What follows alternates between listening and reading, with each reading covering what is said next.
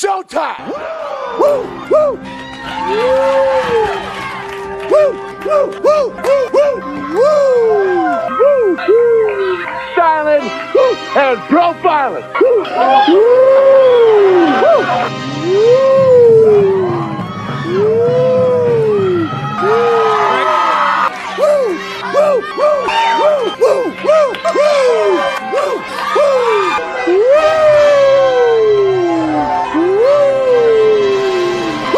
it's live and in color. Woo!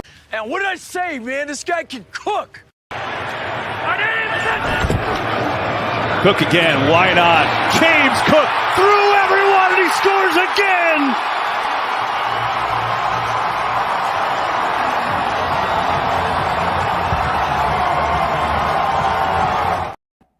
Welcome to the Mafia Sports Report on the Buffalo Fan Base Network. I'm your host, Tommy, to the highest degree, to the TOP, from the 313, and by my side is my main man, my Toucan Sam, the one they call the Apex Man, Mr. Mikey. What's going on, buddy? Happy Victory Monday. Victory Monday, brother. Oh, God, that was beautiful. And it just got better today as I rewatched it. I'm not going to lie. When I rewatched the game today, there was some stuff I missed, you know, right? Not missed or maybe forgot when we did the post game. Cali Blitz, woo, let's motherfucking go, right? Damn real. Justin, what's up? Let's start with some news from McDermott today. Okay. Jordan Phillips broke his wrist and had to have surgery last night. Yeah, and I saw the play. I don't know if you saw the play. I didn't notice it. All right, I'm gonna bring it up. Okay. Okay. So, are you able to see the shots? I know you can't. I can see them. I can't put them. Yeah, I know. Just let me know. You know, if there's something that you want me to pop up. But yeah, let me pull that up while you're talking. Like there. Every time the guy starts to get it going, something happens to him. You know, he hadn't done shit all year, and he got it going in this last game, and then bam, broken wrist. Although, what that does mean is we might see a Poona Ford sighting. Right. Yep. Which I'm excited about. I need me some Poona in my life. Okay, so here's what happened. So I'm gonna actually show it here. I'm gonna present it on the screen so people know it's kind of messed up. So let me go in full Was it something screen. Dumb? Yes, kind of. So right here, when he's going after, if you see him, it looks like he's trying to punch the ball out. Like you see Jordan kind of, boom. He hit number 78's ass. He broke his wrist punching an ass? Yes. So just a heads up. That's how he got hurt, okay? And he finished playing because he played a long time after that. I know. So. He got up. He had a sack, too. Up. Yeah, but you know what what do they call it? Adrenaline. Yeah. So I mean, but man, the force behind that punch, and broke his wrist. Yikes. Broke his wrist on his ass, man. So, but yeah, that means opportunity for Poona Ford now. Yep. You know, and Poona better. Or Daquan to come back. Yes, but I haven't really heard too much about. He talked about it today. He talked to me. Okay, give us some updates. He said they're taking it day by day, and he's getting better and better every day. Okay. I still don't know if they're gonna. We'll see. Let's see how practice. Here's the way I looked at it.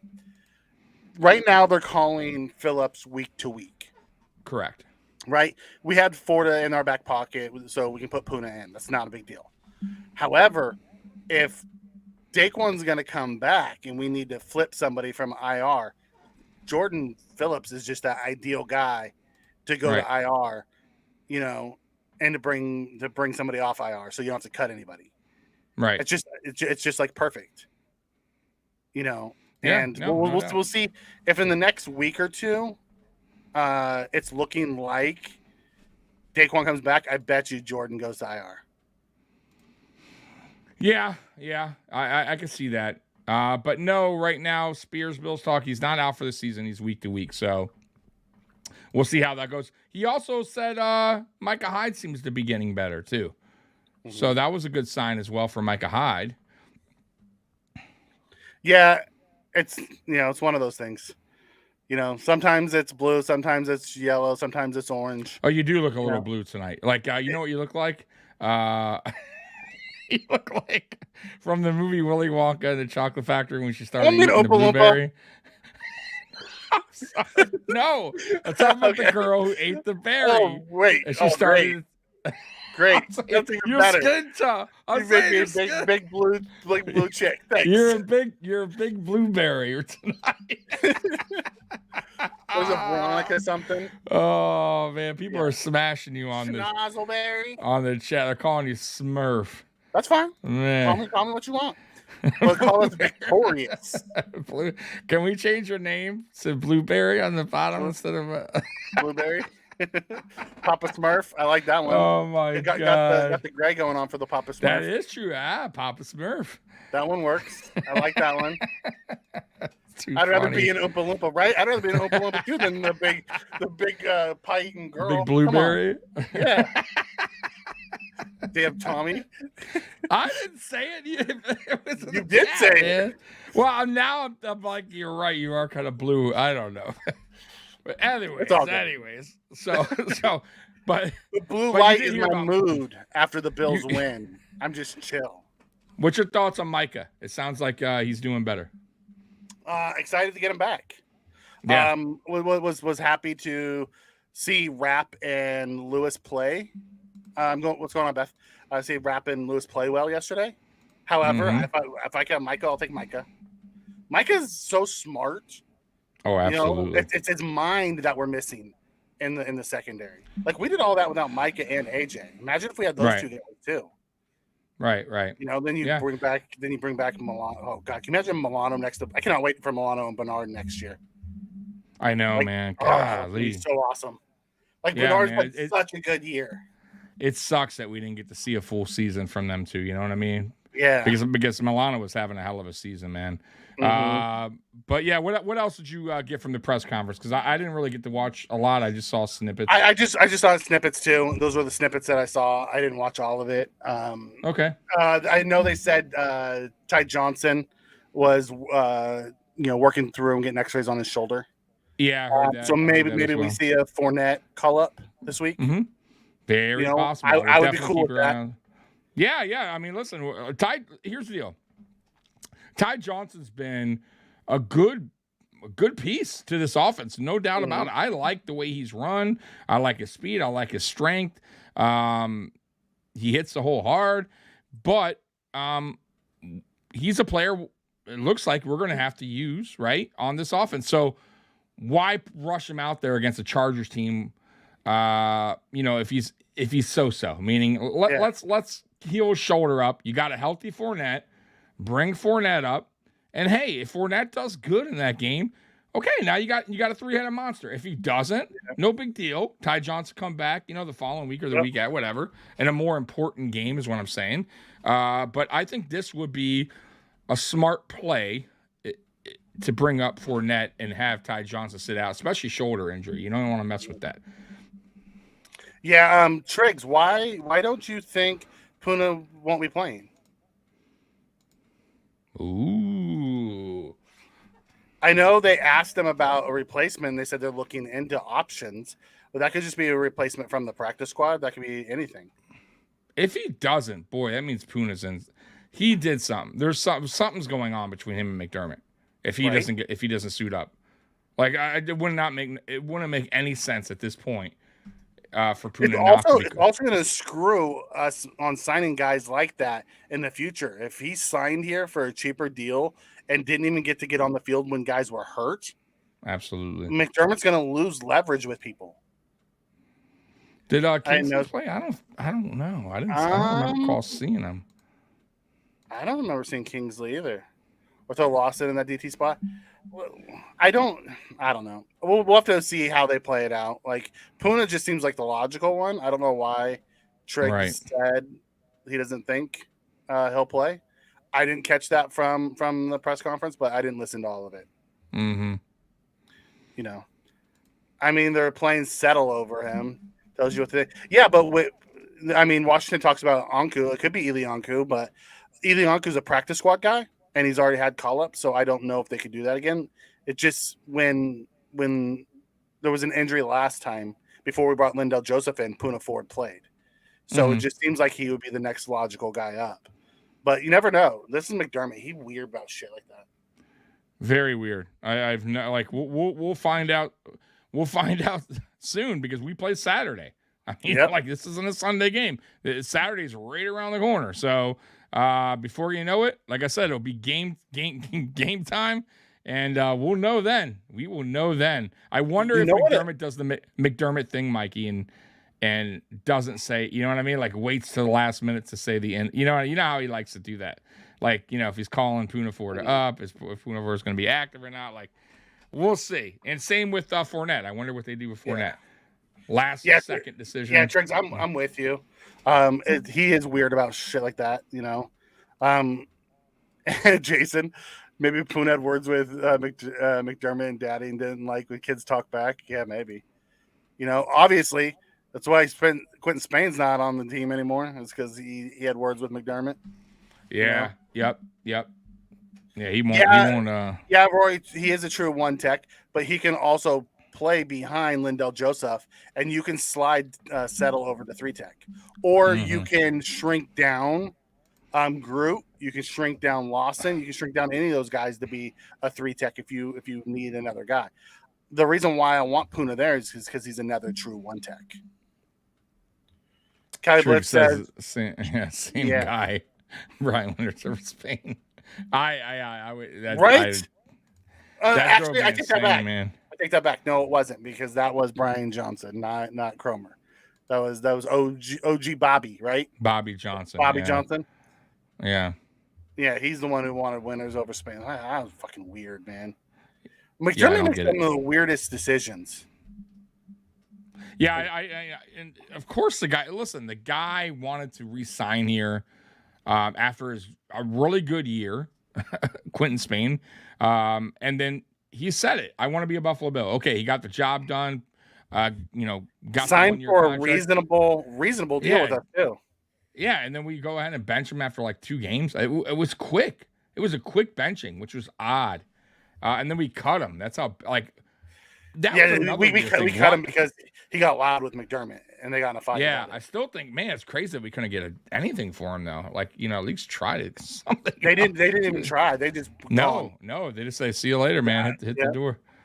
But we know McDermott gets kind of feisty, because him and Diggs got into it. Yep, absolutely. I will say the last couple of weeks, Tommy.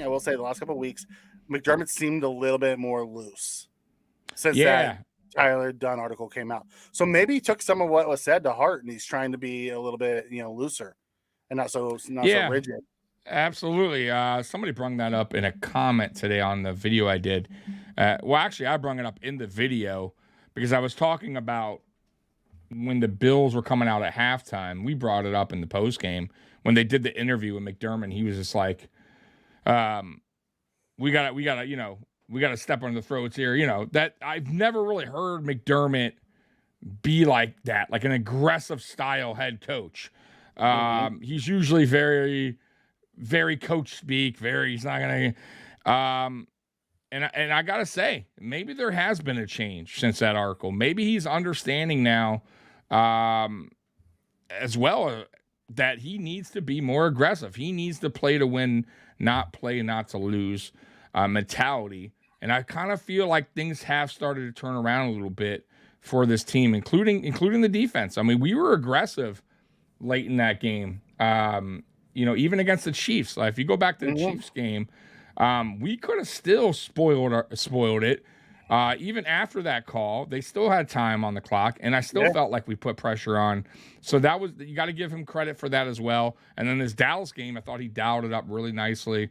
So especially on offense, he kept it going. He stuck with what worked. He trusted Joe Brady. So yeah, man, everything's kind of coming together now, and I just hope it obviously continues that way. Yeah, me too. Roy comes in and says Puna played earlier. He was just okay. Maybe he didn't impress enough. You want to talk about impressing, and you have Settle out there. Settle's been the least impressive thing I've seen all year. Yep. He's been invisible most of the year.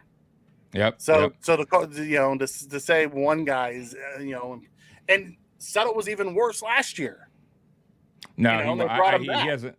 Yeah, he hasn't done much. Ivan Pierre, Bills Mafia, what's up? By the way, if you guys are on Twitter, X, whatever they call it now, before your chats would never come through because we're on YouTube. Obviously, we know, and we would never see your guys' chat. So now they're coming through. So that's awesome. Pretty cool, man. So now people from Twitter, you can chat with us. We will be able to respond. As Jason hits here, wow, Bengals got hit with another player with Chase with a separated shoulder. He's out for week 16 already and could be longer. Yeah, that hurts, man. God, they're getting, but they're still continuing to find ways to win, which is unbelievable. I don't know like if they're Cleveland. finding ways to win or if the teams are finding ways to lose. Either way. I mean, Cleveland. I thought Cleveland was going to lose, and they're finding ways somehow to win. It's wild, but like I said, I think we control our own destiny at this point, man. Let's just win out. Yeah, right, Scott? I don't know. I haven't seen him in a long time. DJ Reader, he got hurt last week. Yep. It was bad too. He was carded. Best thing you can say about McDermott is that he hasn't fucked up lately. Yep, pretty much. Yeah, he hasn't screwed the pooch recently, which is nice. It'll be interesting to see how we come out against a bad team. Playing good teams, we play up to. We always play to the competition. I want to see us go out and just put our foot on the neck of the Chargers early. And it's a road game, which we haven't necessarily. Right, we haven't, but it's a road game. We haven't necessarily played good on the road this year. Right, we've had some good amount of losses on the road. We need to. We can't look past the Chargers. We got to go there, handle business, and move on. You know what I mean? It's on to the next, but can never overlook an opponent. I know they're bad. I understand they're down to their second or third string quarterback, new interim head coach, but you can't look past any team, man, or they will catch you slipping and things will get out of control. And before you know it, you're going home with an L. So we don't want that. This team needs to stay focused. And just handle business in LA, get through that game, hopefully no injuries, you know what I mean? Make it through that game, and come back home, play the Patriots, finish that out and then play the Dolphins for hopefully the division. That'd be awesome, wouldn't it?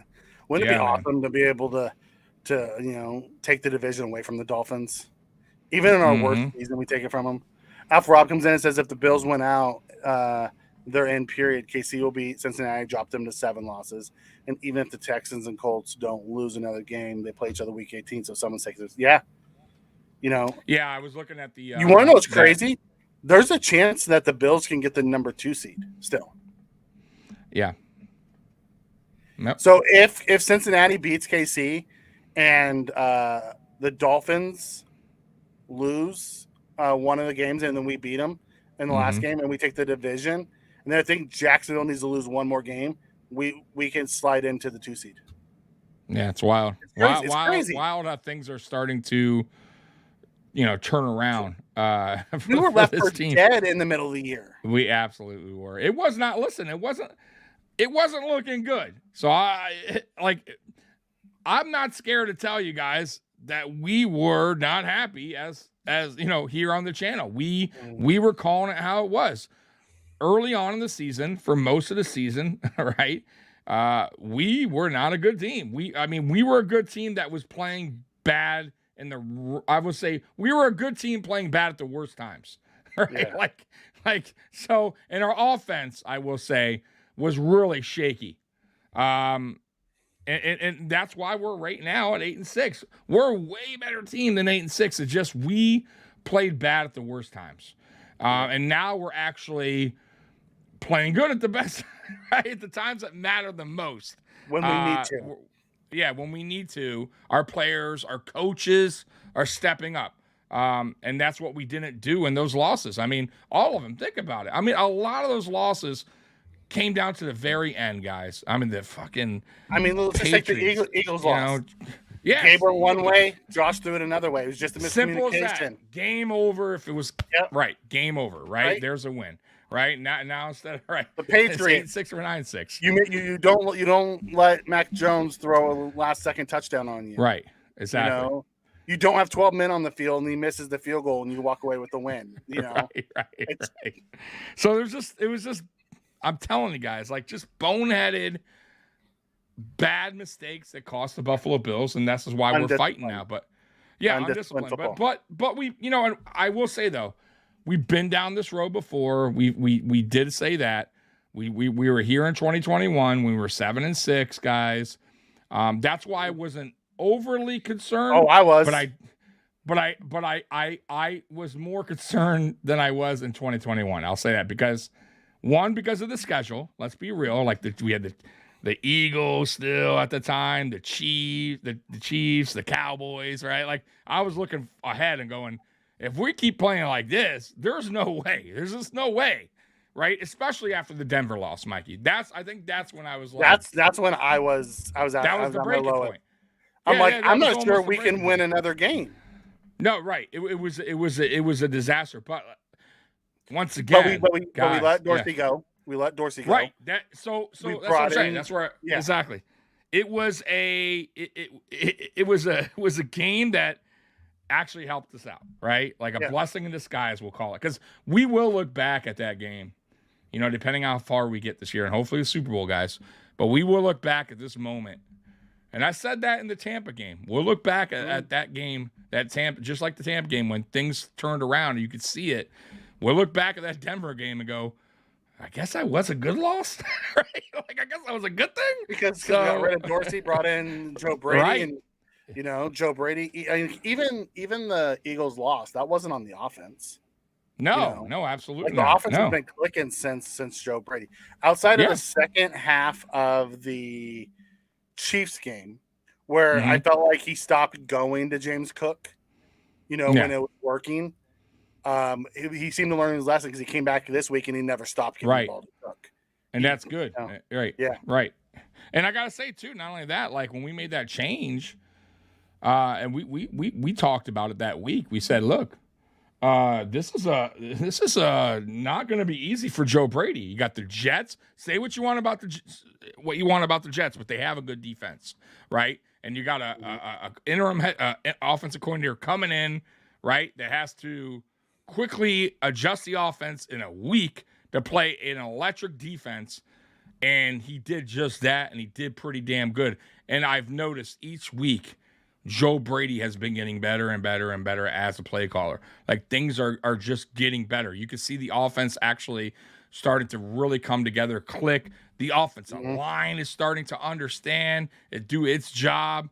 The run game is starting to really, find its way. Everyone is playing a part now on the offense, and that wasn't the case when Ken Dorsey was there, right? It just wasn't the case. And that's why I kind of felt like at times the offense was just looking for answers that they couldn't get from Ken Dorsey or McDermott. Because McDermott's not an offensive-minded head coach, guys. He was never going to find that answer. All he was going to do was saying, Ken, like, can we get points on the board? Like, he didn't know, and finally the light came on, right? And he said, oh, I got to switch coordinators or we're really fucked. Yeah. And here we are today. Jason's asking about your mic. It sounds fine to me. He asked if it was on the camera again. No, man. Okay. I'll double check though. All right. Sophia comes in and says the Bills look a lot fresher this year than they did last year. Yeah, last year was we had a rough go with it last year. The snowstorms, the shooting, like the team had a lot of emotional baggage last year. Oh my God! Last year was wild. Knox's brother, Kim Pagula, like the whole year, like it seemed to weigh on him. By this time last year, they were emotionally drained and spent. It's a lot different this year. They also had a late bye week this year, which allowed them to be fresher. Right now, going in, you know what I mean? That's another thing. Yep. We normally have early bye weeks, and so when it's late in the season, they look like they're dragging ass, and they don't look like that this year. They look really fresh. Yeah. Let me know, guys, if my mic is better now. I mean, I obviously can't tell.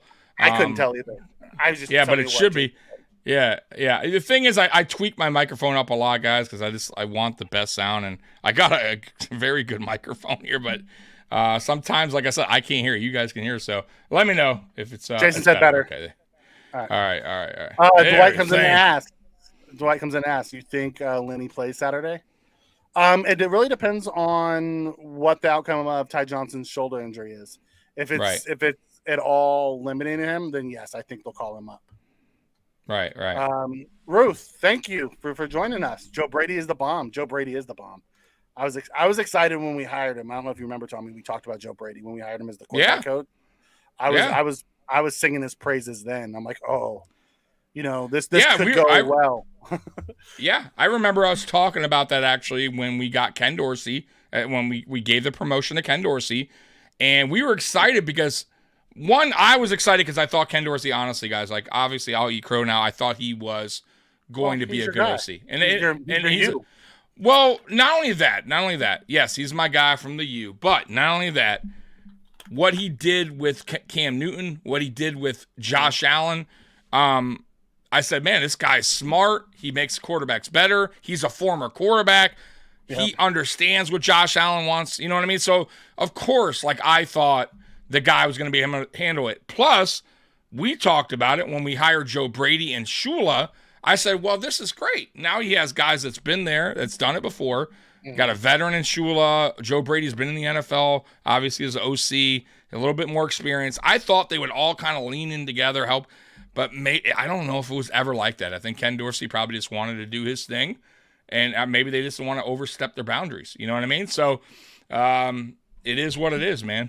But now we got the right guy. Now we got the right guy in place. It's funny how at the beginning of the season, Trayvon was saying something about Stephon to Dallas, and now Stephon is trying to get Trayvon to come to Buffalo. Trayvon just got paid. He ain't going anywhere. But he ain't going, yeah. I wanted Vaughn to get that sack so bad. So did I, Justin. So did I. And I thought he might get a half a sack with the Phillips one, but I guess they just gave it all to Phillips.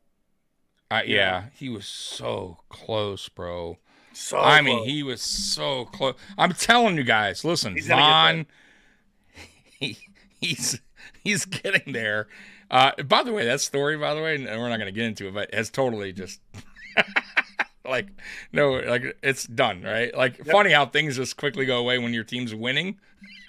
Right? I'm just throwing that out there. Same thing with the Sean McDermott story. Now, everyone's like, it's a rally cry. The teams use it to band together, them against the world.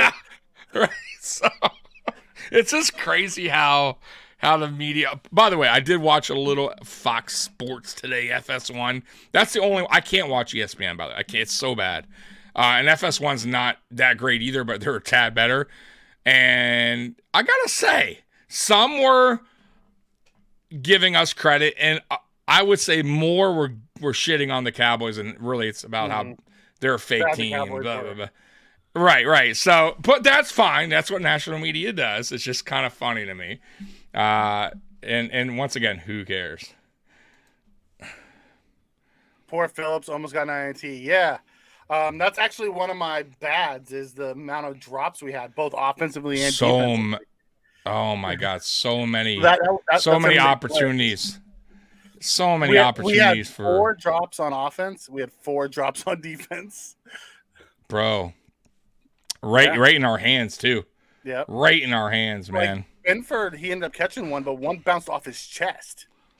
I know. Right in his chest. But that's why they're not wide receivers.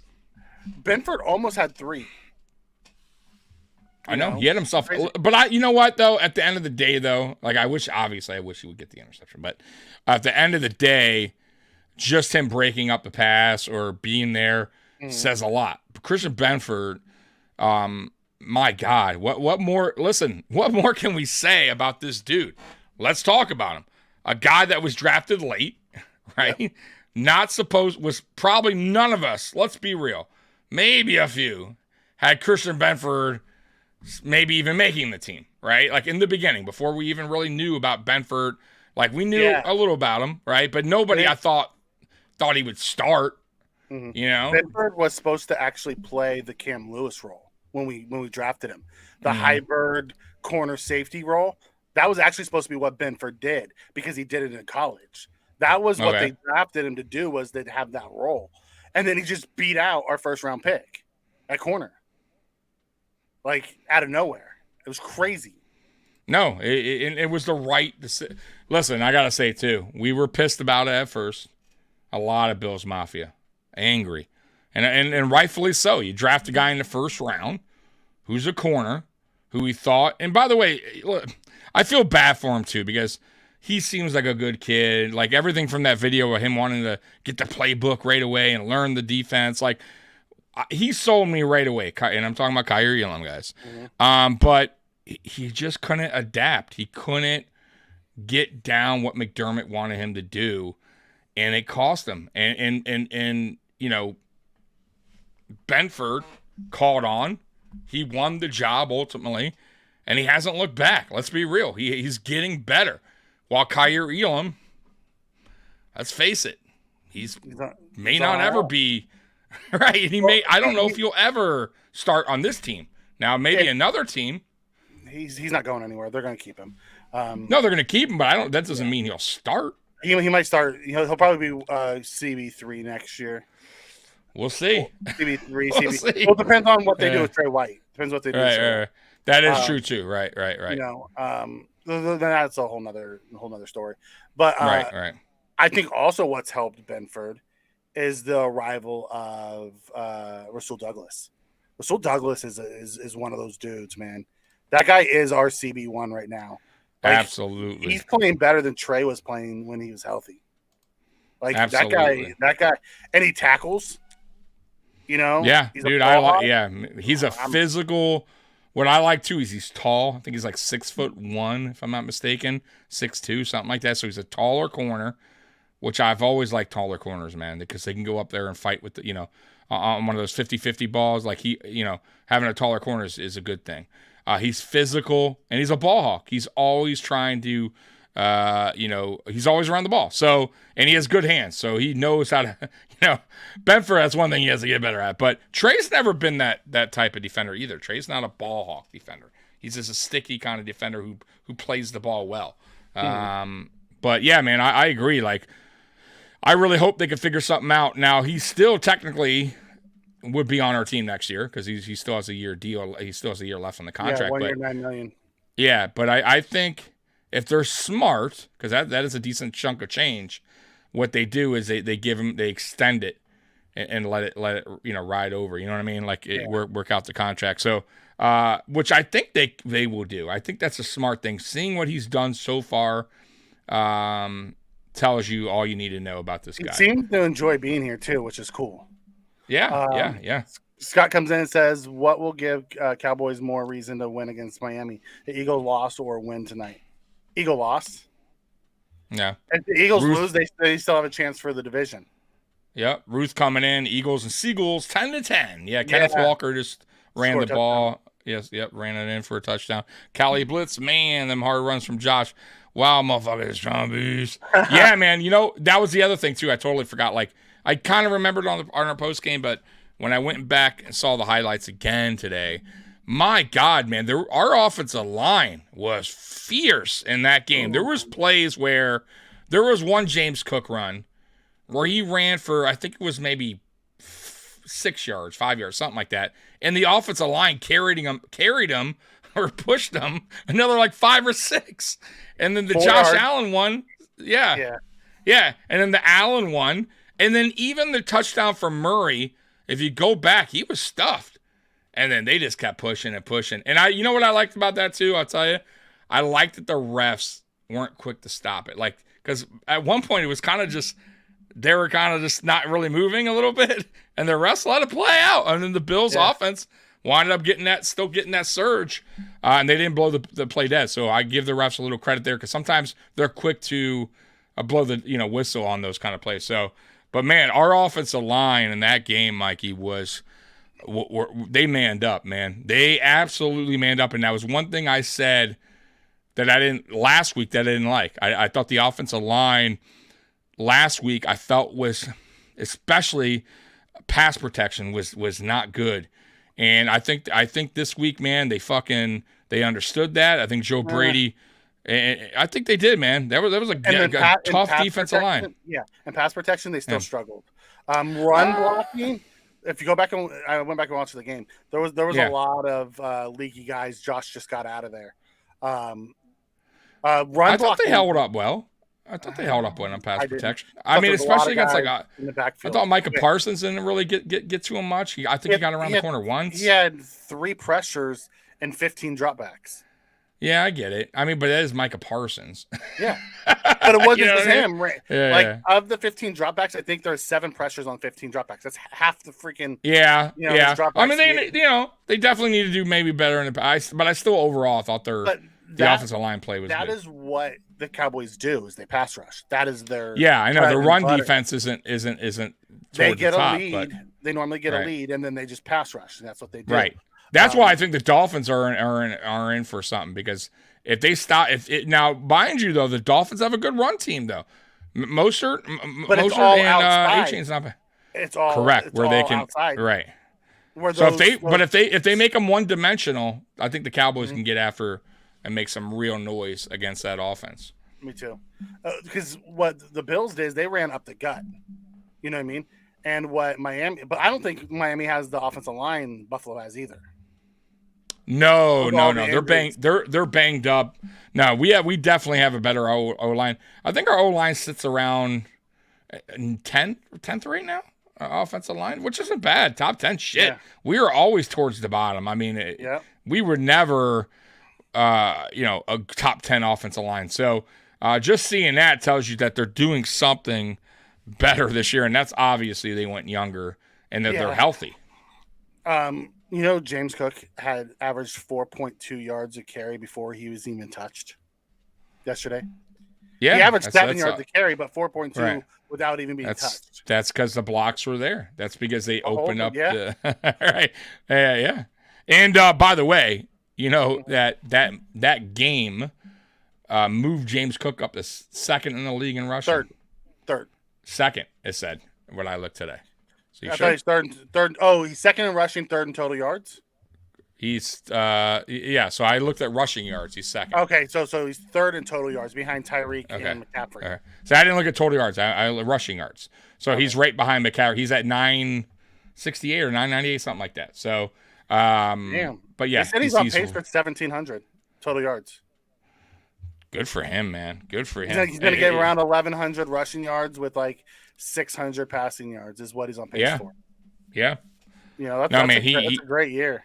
He's you know what too? He's building his confidence too. Yeah. Man. Well, let's get to some of these chats. Let's start with Scott. He says Bernard, Brown, Torrance. Not hearing Bean can't draft anymore recently. Yeah, like some of the ones that everyone thought at the beginning of the year that he missed on has turned the corner. Like say what you want about Spencer Brown. Me and Tommy both thought we had a lot of faith in him, but Mafia was down on Spencer Brown going into this year. A lot. A ton of people were down on Spencer Brown. I was down on Bernard because I didn't know what to expect. The one time I saw him last year, he was horrible. I'm glad to eat crow on that one. He's been fantastic. Yeah, absolutely. Me too, man. And Torrance, that was Tommy's boy from the get-go. I never thought he fit what the Bills wanted to do, so I never thought we would draft him. And then I didn't think they would start the rookie, and I've been wrong every step of the way with the guy. So, And, man, how good, let's be real, how good has Torrance been? Like, we very rarely hear his name called for flags. He doesn't really hold. Yeah. Right? Doesn't hold. I think it's maybe a few times off sides. He doesn't really jump off sides much. You know what I mean? He's a very disciplined player for a rookie. Like, you don't get that often. Can he get better? Quite consistent yet. But he'll get there. But it's his rookie year. Right. He's going to make mistakes. The best part about him is he has Josh Allen behind him. So when he does whiff, Josh can see it and he gets out of the way. You know what I mean? But I think, but I think working more with Cromer as the years go on, he's only going to get better. Like that's a player who's young, that's going to learn. You could tell he's getting better. Yeah, man. Oh, by the way, great comment by Jason. Gilliam I'm so glad because that was my number one complaint too. I'm like, why do you have a fullback if you're not going to use him? Makes zero sense. And I saw Gilliam in that game yesterday finally being used the correct way, which as a fullback blocking. I don't want to see him at fucking as a tight end or motion. Motion on wheel routes. Right. No, like we don't do unless you're going to fucking use them like in a wheel route and go because the defense is like, no way this guy's getting the ball, but you never did. So use them for what you have them there for. As a lead fullback, crushing them boys. And I loved what I saw from Gilliam. Absolutely. Like, I wish there was more fullbacks in the league. Like, right. I love that. Yeah, you got to give the guy his flowers. Who was it? Callie was asking, was Douglas covering Lamb? He covered him a little bit, but really, Teron Johnson did most of the coverage. Yeah, it was true. Because Lamb plays in the slot. Correct. Yeah, and Teron did a really, really good job, too. I mean, all three of them took turns depending on where he lined up, but I think Teron did the most of the work on him. Dotson, what do you think about Dotson, man? I think they're using him correctly. Roy. I do think they're using him correctly. Finally, very much like the AJ Klein last year. Remember, he struggled the first couple games, and then they figured out how to use him. Right. Here's the problem: we're paying him above that minimum this year. And he's played well enough. I think somebody will sign him away. I don't think he's back with the Bills next year. I really don't. I don't think so either. I think he's I put it this way, and I know I dogged on him early on, but I feel like he's definitely answered the bell now, and I think he's understanding what McDermott wants from him. He's not, he's going out on certain pass protection plays. Where they're getting wrapped down in the box or Poyer, so he's understanding his role. So I and not only that too, I gotta give him credit. He gets hyped up on the sidelines. And I love that. Like when a player like Jordan Phillips, that's why I like Jordan Phillips so much. He gets the fans into it. He gets his teammates into it. And I'm kind of seeing that from Dotson as well. Dotson makes a big play. He goes to the sideline, man. He is amped up, and that gets Shaq is that way too, and I love that because that just gets the rest of the team just like fired up. And I'll give Dotson his dues with that. And he's had some good plays. He brings the nasty. That's what Shaq and Jordan bring to the Bills is the nasty. I'll take Dotson over Klein any day of the week. It's just I have a feeling he's going to get more money on the market because he's played well this year. Someone's going to say, okay, I look at him and say I have a role that this guy can fit. And he's not a starter for us when Milano's back. So I have a feeling he's going to go off his money. And good for him. I hope he goes and gets his bag. Right. And we still got Dorian Williams. They still can draft a linebacker if they want or a free agent. And we still got Milano obviously coming back. We already know Bernard's going to be Balin Spector. Right, exactly. So I wouldn't be too concerned if Dotson goes. Dotson was a good fill-in. You know what I mean? Like he's handling his role right now, and that's all we can ask for. But no, I don't think he's back next year. But who knows? You never know. Justin comes in and says we need to go get Matt Rise if Sam Martin's injured. Sam came out and punted. I think he's okay. Yeah, he did, and I didn't see. He came back in the game.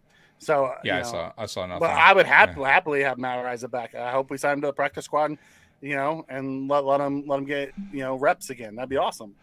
Yeah, trust me, it was like a little Bills to get in the playoffs, keep the backs against the wall mentality going to LA. Yeah, Lindsay, I'm with you on that. I'm sorry, you were going to say something. No, I was going to say like a really crappy part of me was hoping that like maybe he was just a little bit. Nothing bad though. I thought Martin punted well yesterday. Yeah, he did all right. Once again. Nothing to write home about, but he didn't do terrible. But I'm just saying, like, the fact that he got the ball off with the guy in his face like that. That guy fucked. I'm gonna tell you, that guy fucked up. He shouldn't have never jumped. He should have stayed on the ground with his arms crossed, block it. And he could have still hit him if he blocked it. Then it's free will. Did you hear what happened with that?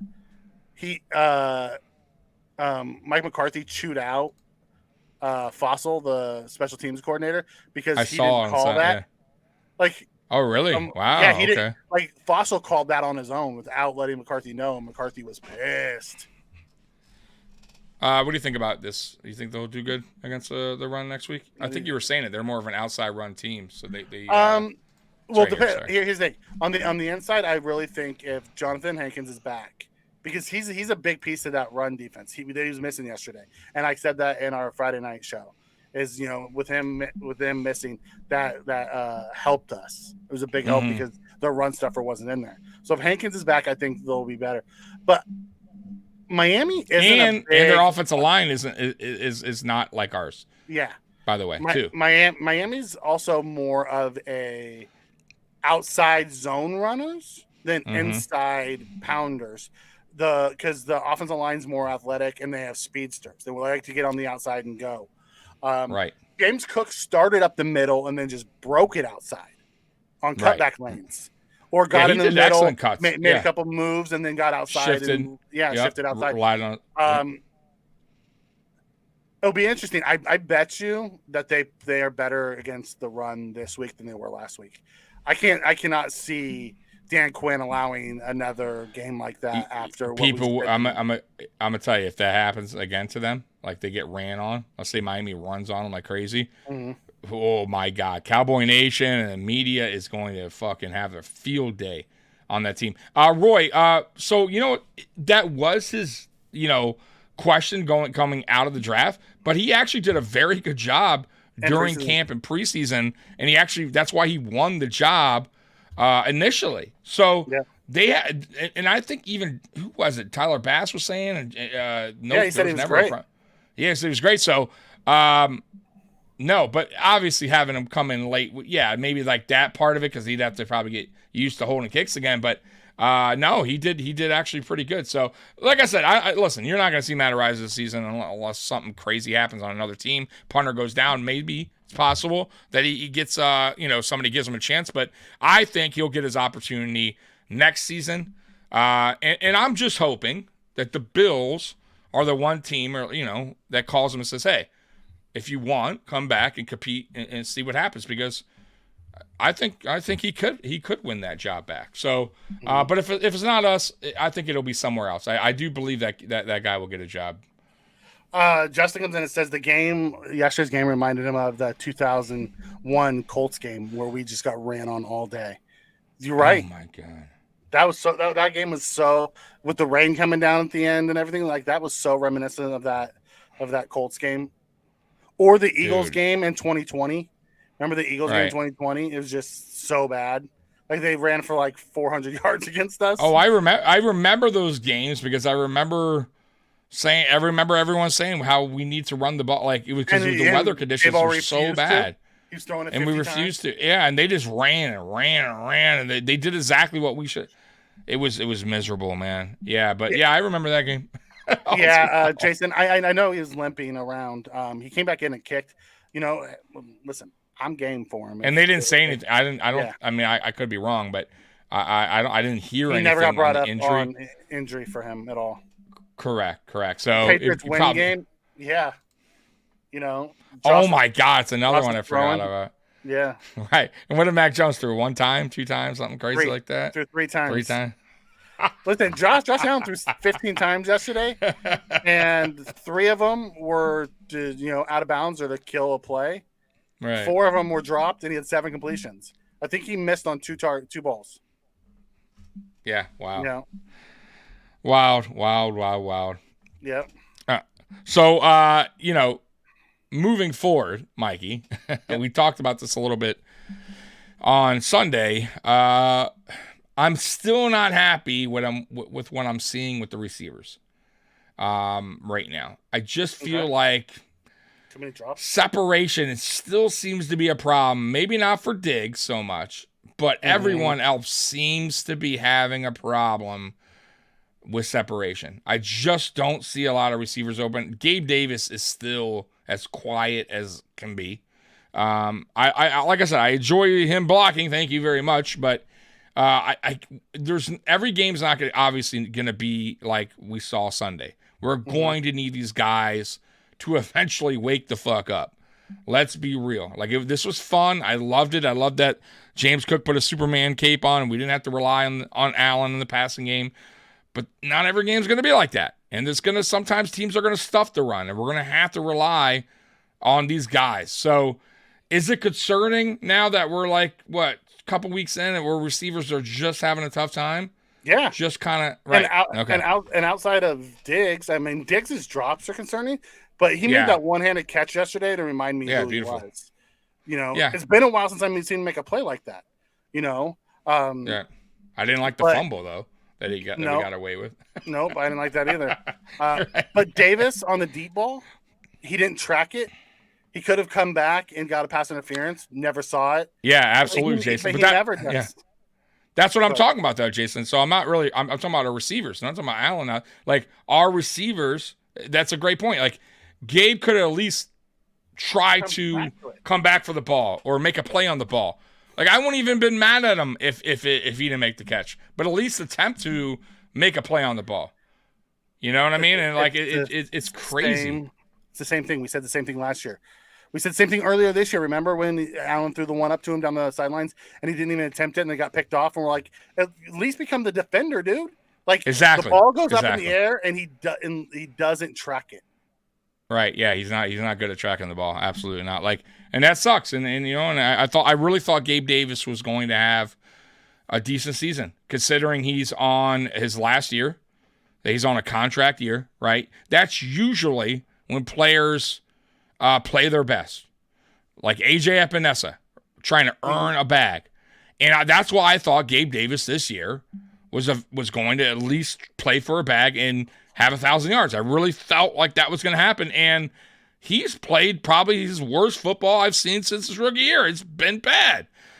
So I don't know what to say about Gabe, but you know, whatever happens, we need to get other guys involved. Then, if it's not Gabe, then Khalil Shakir needs to get going, right? Or you know, we need to get Kincaid more involved. Sherfield's not getting any separation. No, forget Sherfield. I can't even. He's out there a ton. He's physical. He's helping with blocks and stuff. But yeah, it's a shame because man, if he was actually getting some type of separation, or they would use him in the offense, maybe teams probably wouldn't pay attention to Sherfield. And he could be one of those guys that in a game he could come up big, but he's not. Bro, when we go into games, honestly, Mikey, I don't even think about Sherfield. I don't even think he's on the field. Yeah, I didn't even see Hardy on the field last night outside of or Hardy. Right. I just totally erased them out of my mind. Right. When I do hear their name, I'm like, oh fuck, it's fucking Hardy. Whoa. So, you know, like, and that's crazy, guys. Like, that shouldn't be from two guys that we signed in the offseason. One of them, by the way, 2-year deal, you know, not bad money to come here. And he really hasn't done much, guys. And I'm still waiting for, now I will say his punt returns have been better. Like, I have noticed that he's almost, I almost feel like he's almost there, like to break one. Oh yeah. He's like, he's on the couple, right? Like I'm just waiting. All right. We need a better wide receiver too at the end of the day. But for the rest of this year, like honestly, someone said it in the chat earlier. James Cook's been our best receiver the last few games as well. Absolutely. He's been our best. Yeah. He's Josh's alpha weapon right now. Yeah. You know, it'll be interesting to see how Joe Brady plays it when we go into LA. You know, because honestly, I think Gabe Davis could still be a good wide receiver. I think the role he's in for the Bills doesn't fit what he would be best at. He's a possession guy. And we use him on our deep routes and stuff. And I don't think that's plays to his skill set. I think he's more of a Keenan Allen. Put him as a big slot, let him run slants and stuff like that. Use his size to shield guys, you know, on the short stuff. But you know, who knows? We just again, it's back to us not using the guys that we have in their best ability because we don't have enough guys in the playmaker room to be able to use him in a different way. Yeah. Roy, hate to say it, but trying to win a Super Bowl with this receiving room will be a very tall task. I agree if they don't step up, but we have seen in the playoffs. So I gotta say, and I know we're not there yet. Davis plays his best in playoffs. Right. So that's where I was. Mikey's one step ahead of me. I will say, if we get to the playoffs, which I think we will, which I know we will, Gabe Davis usually comes alive in the playoffs. So I'm not gonna say we're doomed just yet, because those guys tend to play their best football in the playoffs, especially Gabe Davis. And like I told Tommy before, James Cook is like J.D. McKissick. And that's funny because we went ahead and drafted James Cook because we didn't get J.D. McKissick that year, if you remember, right? I'm pretty sure that was the year. I think that's downplaying James Cook's talent, J.D. McKissick. No, I get that, but I know where he's going with that. I mean, with Jason, yeah. I think Cook's more of an Alvin Kamara than he is a J.D. McKissick. I can see that. I think he's a better running back than McKissick. He is. Yep. Like I said, the only thing that I would say that and I've been saying it, the only thing that I wish Cook would do, and maybe he can never do it because maybe certain people just can't gain weight or whatever. But I really wish he would put on some extra weight. It could be muscle, obviously. And then just really train your ass on the offseason in pass protection. If you can get down that pass protection, get a little heavier, man, he could be a really dynamic running back. It's just that weight in the pass protection issue is why I feel like he doesn't get as much snap counts as he should. But we'll see. We'll see what he does in the offseason. I just felt like that was his problem. If we use him in the way the Saints used Kamara, he won't, because they always had a bigger number 2 to come in and be that pass blocker. That's the key. That is the key. Now, and I'm glad you said that. And that's why I didn't mind Murray or Fournette, like that 2-headed monster, 3-headed, whatever you want to call it, because you got a guy that could physically break down a defensive line, wear him down, and you kind of have those two-headed monster, 3-headed, whatever. But I feel like in this offseason, whether it be through the free agency or the draft, they need to get a bigger back, right? And we've done that before. We did that with Shady and Carlos Williams. It was a great 1-2 combination. Go back in that season. Yeah. That was a fucking phenomenal year for Shady and Carlos. Carlos was the bruiser. He got 7 straight games with a touchdown, and Shady was doing his thing. It was perfect combination. And that, if Murray, put it this way, if Murray was younger, that's exactly what that would look like. The Shady, Carlos. That's why maybe we go get a late round running back that can fill that role. I want to hit on Triggs. I don't disagree with Triggs here. Keenan Allen's a great route runner with fluid and play in the slot. Davis is not. I don't disagree with you. I meant the ability to play and use his body to shield off defenders and the short passing game is really what I meant by that. Run shorter stuff, slants, crossers. Things that you can use that big body to shield defenders to make the possession catch is really what I meant by that. Running him 25 yards downfield when he's not the best tracker isn't the best way to use of his talents, of his size. Right. We run a lot of out stops and goes or corners. It's just, yeah. Roy, I can give him a lot of advice too. Drink a lot of soda. Go to Taco Bell. McDonald's, Wendy's, but I'm talking about NFL gaining weight, shape, right? Good weight. Right, muscle, stuff like that. Right. I don't want him coming back 250 pounds, big ass belly. Who was the running back for the Packers that did that? He was kind of big already. God, I know what you're talking about. Eddie Lacy. Yeah, Eddie Lacy out of Bama. So Eddie Lacy was decent sized back, but he was never fat, and he came back the following year. And he had a good year. I drafted him in my fucking fantasy. He was Derrick Henry before Derrick Henry. The size. Yes. He was, bro. He was a good build. Yeah, and he ate himself out of the league. Holy crap, bro. That guy came. Did the same thing.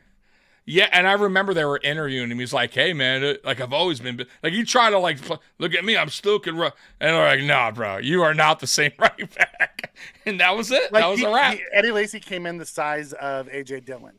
And left the size of Kelvin Benjamin. You know, Yes, you're right. You're right. Yeah, absolutely. It's know? wild, bro. So no, I don't want James Cook becoming Eddie Lacy. That's talking about that. All right. Oh my so God. So we're an hour in. Let's get to the good, bad, mental. Yeah. All right. Oh, by the way, Dallas coming in. J.A. Did end his interception streak, so that was nice to see. Yes. Yeah, Thank it God. was. And it was nice to see Josh be able to throw the ball away. I watched him throw the ball away twice, and then just dirt one. Right. Stop it. It was cool to see. Yeah, him do yeah. that. Absolutely. All right, let's get to Mike's favorite segment. The good, the bad, the ugly. Aye! All right, let's start with the good. We'll start on. All right, let's do it. Obviously, you got to start with the Superman of the day, James Cook. You know, Absolutely. had a fantastic day, and that offensive line, that run offensive line, was fantastic. The Yep. 4.2 yards before he was touched a carry was what he averaged. Mm-hmm. That's amazing. Yeah. You know, it was because it wasn't just him. You throw in Ty Johnson. Ty Johnson was making some moves in the holes. Like he'd get in the middle of the hole. He stopped a few times, found another hole, and then went out it. Like our guys were. Right. Deion Dawkins pancaking someone 30 yards downfield. Yeah, absolutely. You know, Spencer Brown had the highest rated PFF grade for running on the team with like almost a 90. Like Spencer Brown and Cybo were just mauling people on the right side. It was awesome. Yep, It was amazing. Other greats. We went through the offensive line. I thought Josh Allen was good. You know, he had some key runs, threw the ball away when he needed to, threw the touchdown when he needed to. Should have had a second touchdown, and James Cook dropped it. But other than that, I thought he was good on the offense. Yeah. On the defense, let's start with that defensive line across the board. That defensive line, our boy Leonard Floyd hit the 10.5 sacks. Got himself $1 million. Got his money. Yeah. Got himself $1 million bonus. Good Got for Leonard his Floyd money. to get that bag. Yeah. Yep. Yeah. It was the best I've seen Jordan Phillips look since his first go around here. He was a man on a mission yesterday. Yeah, it sucks that he broke his or Wrist. whatever happened to his wrist. Yeah, God. broke his wrist. You know, just as he started to get going. It happened last year. He started to get going, and then he, pulled a hammy. Came back, started to get going, and then he separated his shoulder. It's like he's that guy now. Yeah, it sucks, man. It was great to see Rousseau with some great run stops. I thought we rushed the passer well in design lanes. Didn't allow Dak to get out too often. It was great. I thought Bernard was fantastic again, and then our secondary shut down that. Really, it's the entire defense. It's hard to pick somebody out that did bad, that didn't do great. But that secondary shut down those receivers. When it wasn't until the last drive when they got the touchdown where they really got a lot of the yards. Yeah, we still held them under 200 total yards. Yeah, we still held them under 200 total yards. 200 total yards in a game. Yeah, James Cook had more total yards than their whole team, which is wild. Yeah, Deion Dawkins flattened the two Cowboys on the goal line. That was awesome. But you saw a lot of times when James Cook was in the middle of the pile, you saw the offensive linemen, whether it was Dawkins, whether it was Cybo or Brown, in the second and third level, James Cook stopping, letting him move his guy, and then he would go again. Mm-hmm. It was amazing. It was awesome. I thought the receivers did well blocking. Yeah. Yep. So that was great.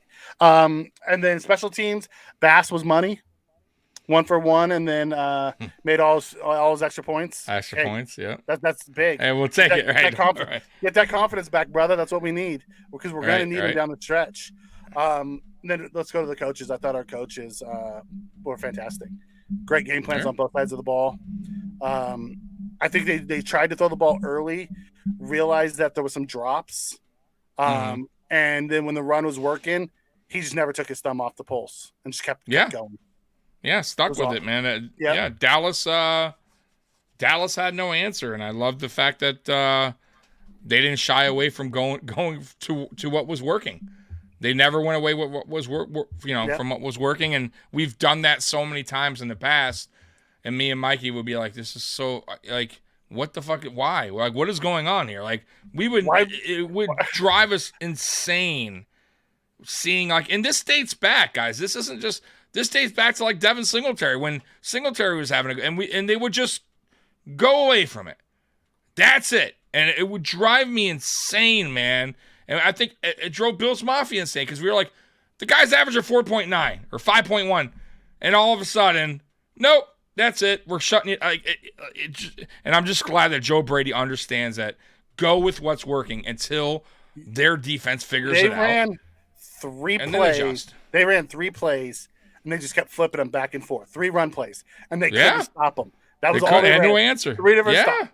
3 different run plays. They just had no and you know what else? You know what else too? I loved in that game too. Going back to that game too, on the RPOs, Josh Allen typically, remember, and I would always tell you this, 90% of the time would keep the ball. He would run the ball. He would or throw it, right? But he would never, very rare, give the running back the ball. And yesterday, I think he did almost every play, I think. All of them. Right? The only runs he had were scrambles and the design runs. On all the RPOs, he handed the ball off every time. Right. And so, then he ran. Crazy. And Micah went with him. So because Josh handed it off every time and he ran and Micah went with him, the back guy never got to come down on him, because they were waiting for Josh to take off running with it. Like, it was a masterful game plan. Yeah, I did see that. Josh thought about it, and then he decided not to. He's like, I'm good, man. I'm good. Yeah, totally backed up. Watching Cook try to push Allen remind me so much of that Minnesota game, that 180-pound wide receiver trying to push. What were they doing, Mullins. man? That still makes me mad. Like, and that's not even my team, bro.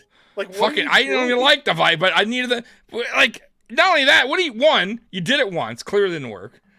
Then they call timeout, and you fucking do the same fucking dumbass play again, like with the same fucking guy. Like, bro, that guy should be fired right there, man. That fucking offensive coordinator. Like, stupid shit like that is what, like, I'm used to my team doing, right? Like, we would do some dumb shit like that. You know what I mean? Like, it drives me crazy, bro, sometimes, man. Like, just the boneheaded. Put the tight end. Put an extra offensive lineman behind him. Do something to get some oomph behind him. Or go another direction. Why are you going the same? Why quarterback sneak? Or don't call quarterback sneak. Or do something different. Or use your running back. Anything different than the fucking same fucking exact play. It's like they felt like they had Derrick Henry. Yeah, like, I get it if you were like, okay, we got Derrick Henry. He's running. Like, you run it twice in a row. Josh Allen. Fine. Or Josh Allen. Yeah. Right. You know? Fine. I get it. Right. Or the offensive line that the Eagles have, so you can run with Jalen Hurts. But you're doing it with Nick Mullins. Right.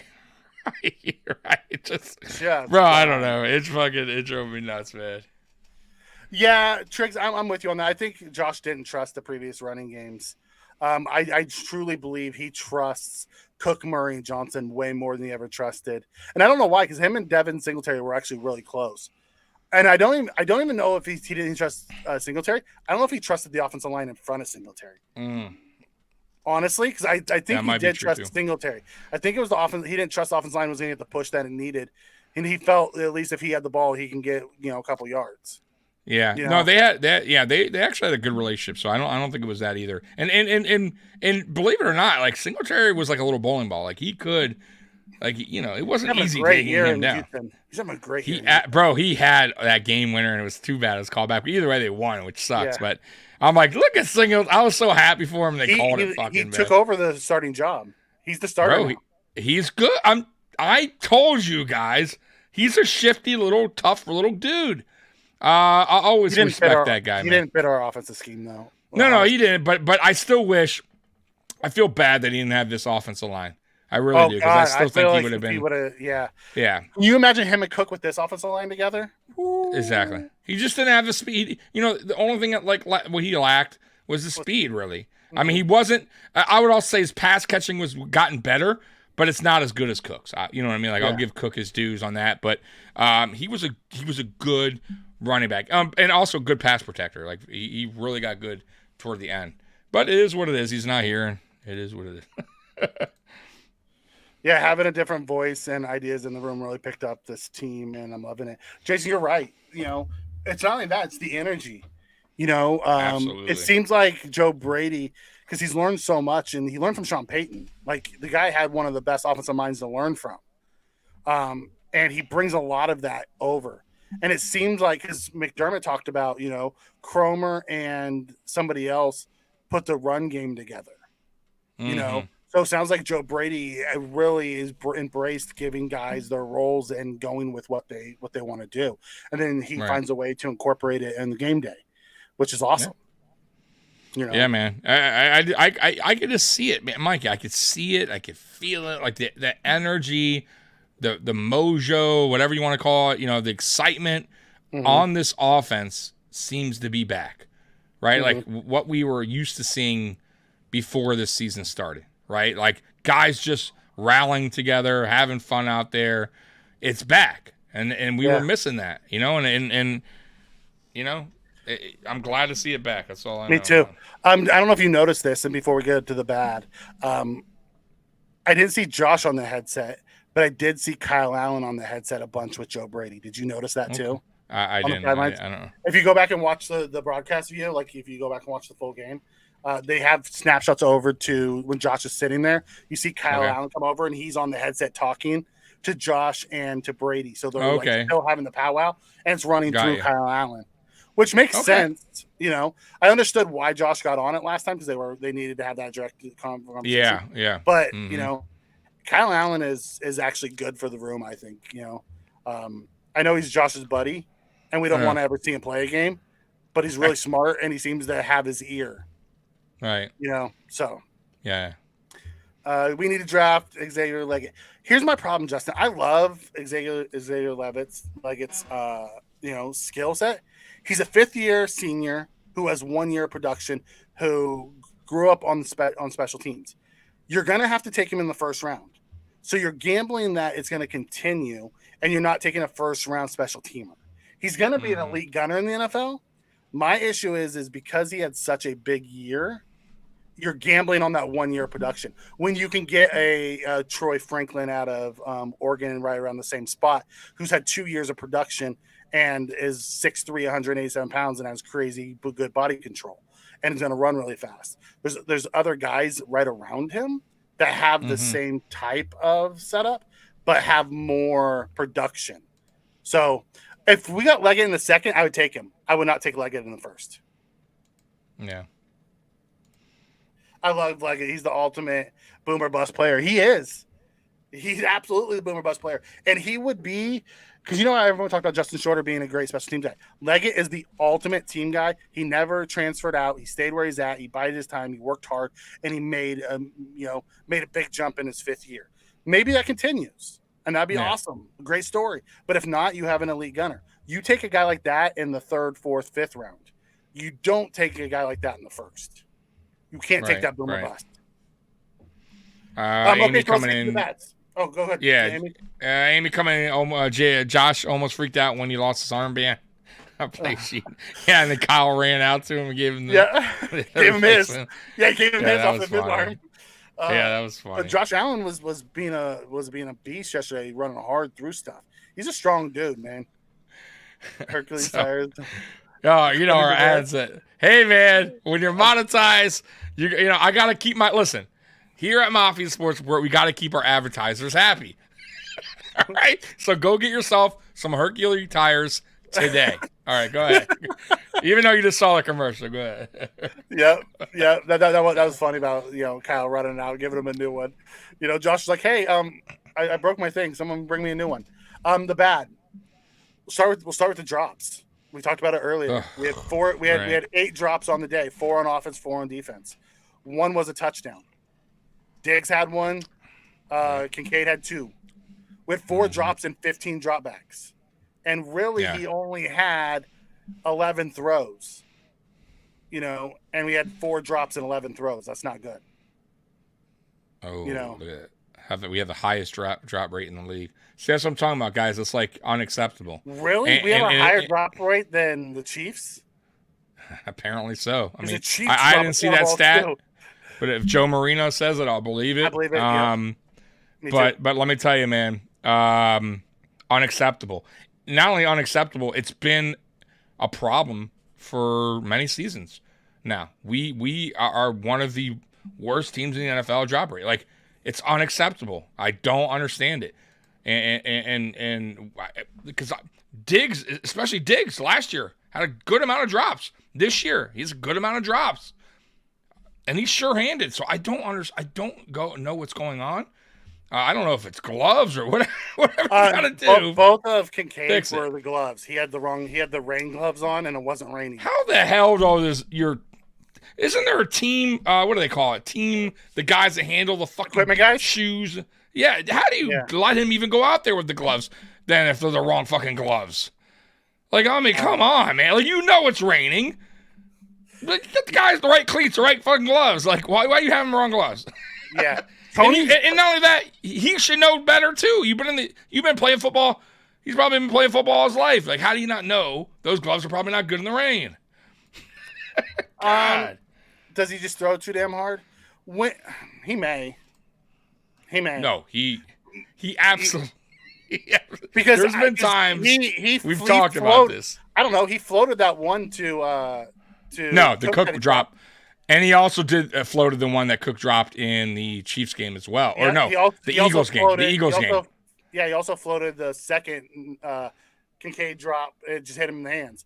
The first one was thrown a little bit harder because it was in traffic, and it bounced off his hands. Yeah. But listen, Josh Allen throws hard. Right. Only thing I will say, and we've talked about this, like, and it's just not me. I've heard, like, who brought it up? I think even Shady brought it up, and, like, he was talking about it. When a guy's, like, right there, like 5 yards, the running back, there's running back. There's no need. He throws a high and hard. And especially in bad weather. Like, it's like, dude, like, he's wide open. Like, there's no need to rifle it in there. I get it's rain, whatever, but it's just Josh Allen. Sometimes I think Josh Allen it's just the way he is. He's fucking, he's pumped up. He wants to wing it in there. And, like, it's like sometimes you got to know how to put some touch on the passes. That's the only thing I'll say about Josh still. He still struggles at time with touch passes. But he's getting there. I feel like he is getting better at some of those touch passes. Mm-hmm. But like, that's the only part he's still. At what time? Because some of them he puts on a dart because he's late on the read. Right. I agree with that too. So he has to throw it harder to get it through there because he was late on the read. Because he stayed on one guy too long. Some guys don't even wear gloves. Remember the tight end we used to have? Yeah. He refused to wear gloves. I forget his name. He was like Jack. I think that was his uncle. The golfer. The golfer. His grandpa. Right. It was his grandpa. Right, grandpa. Yeah. Yeah, it was his grandpa. And he refused to wear gloves, right? So some players don't wear gloves. So let's get to the bad. So we have the 8 drops. We had 4 on defense, 4 on offense. We dropped 4 picks. We got 1, but we dropped 4. Dak could have 5 picks yesterday, which is crazy. On offense, outside of the drops, I felt our pass protection was shaky at times. Especially on the interior. Connor McGovern, i.e. Him and Moore struggled a little bit on the pass protection. Having a tough time there. Yep. And then the no separations from the wide receivers. We already talked about that. On the defensive side, it was there wasn't a ton of bad. A couple times early on, we got out of our rush lanes and we allowed Dak to get out, but we closed that up after the first quarter, and you didn't see him taking off much. No. I don't think I have anything bad from the special teams. I thought the special teams played very well. I didn't have anything bad from the coaching. I thought the coaches were very well. And then for the ugly, the penalties. The penalties were ugly, dude. We got to stop. Especially 15 yards. I think we did 2 of them, honestly. On Dak. Right, like one was Rapp. One was Taylor Rapp. One was Dotson. Right? Yep. Got to get rid of those 15-yarders on defense. Our defense sometimes is very undisciplined, and it bothers me. Nick O'Leary. I think Nick O'Leary. Nick O'Leary. Yeah. Mark Roy. Yeah. That was him. Yeah, it was him. Yep. But yeah, man, penalties, man, my God. But we didn't have a lot, I think, total in the game, correct? But some of them were brutal. We only had 1 penalty. Yarders. We had 1 penalty that was accepted, and it was Dodson's. The one with Rapp, They had an offset. Got lucky because the guy pushed him. Yeah. The offensive lineman pushed him. Yep. Gabe looked really slow. I don't know what's going on. I don't know what's going on with Gabe. I gotta be honest. I don't have the answer anymore. I don't know. I'm disappointed. I really am. I thought he would have, like I said earlier in the podcast, I thought he'd have a much better season. He's just I don't know. He's just out there. I mean, he's out there. I don't know what to tell you. Trigg says Allen doesn't know how to gauge his arm. He doesn't have a governor on his arm. It's sometimes it's full blast, and sometimes he doesn't know how to But you're driving a freaking a supercar. Right. Do you really want the supercar to go 40? Right. Sometimes you got to deal with that. Like Diggs will come over to him and pat him on the head and say, "Hey, takes him off of that."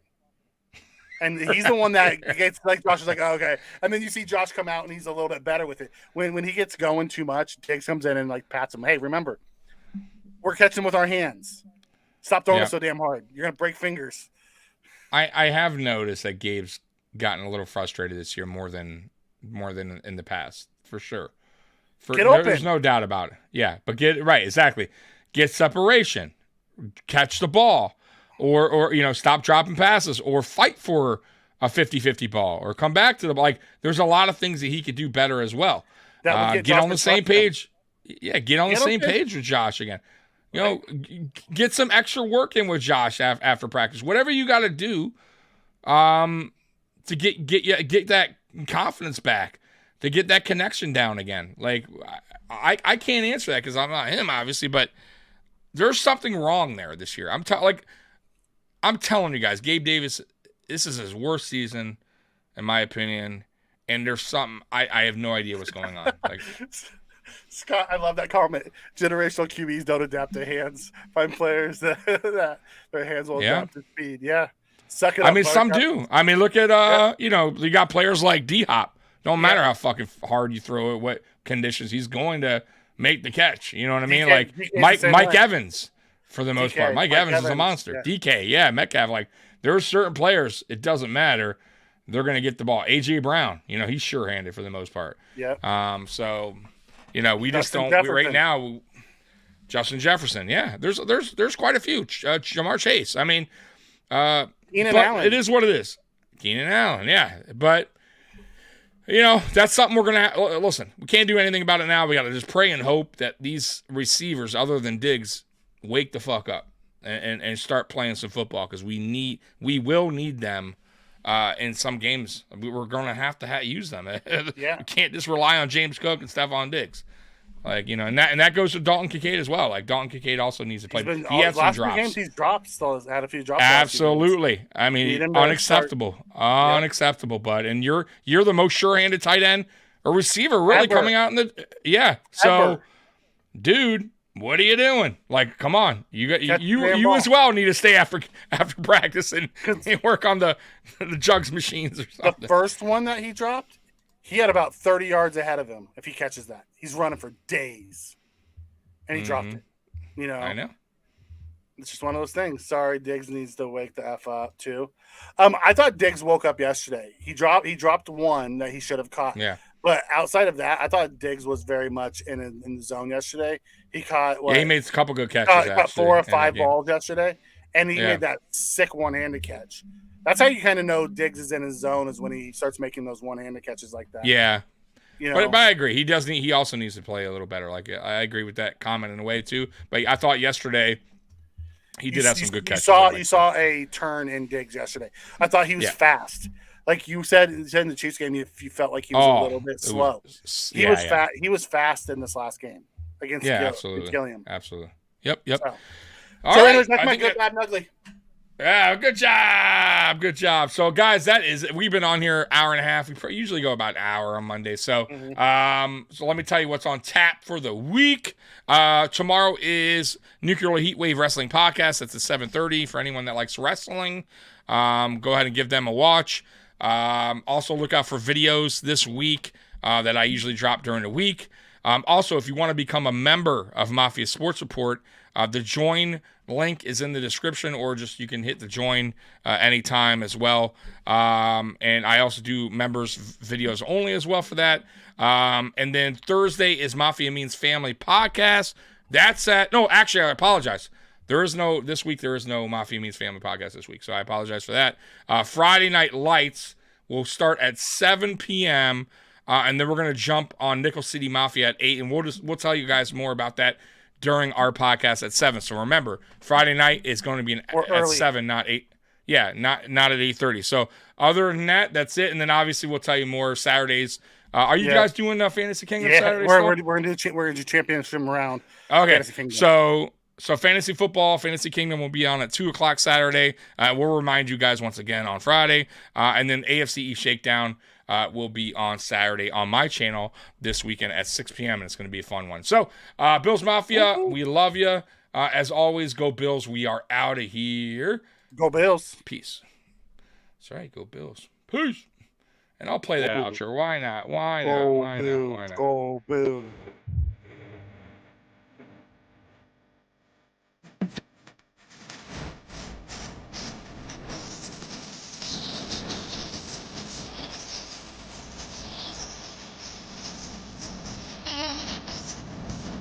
Huh?